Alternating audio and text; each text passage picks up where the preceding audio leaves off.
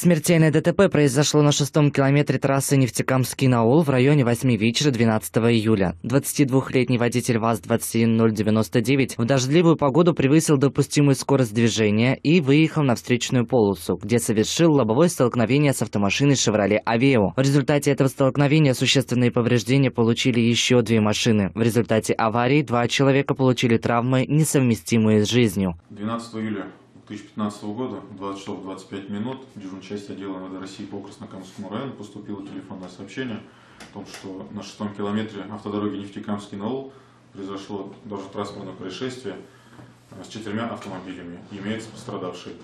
Выездом следственно-оперативной группы было установлено, что водитель автомашины ВАЗ-21099, нарушая грубое правила дорожного движения, не выбрал безопасную скорость, в дождливую погоду выехал на полосу встречного движения, где совершил столкновение с автомашиной Авео, которая ехала со стороны города Янаул.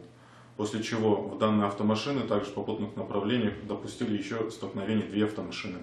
В результате ДТП 7 человек было доставлено в больницу с разными телесными повреждениями, после чего 2 человека, не приходя в сознание, умерли в реанимации.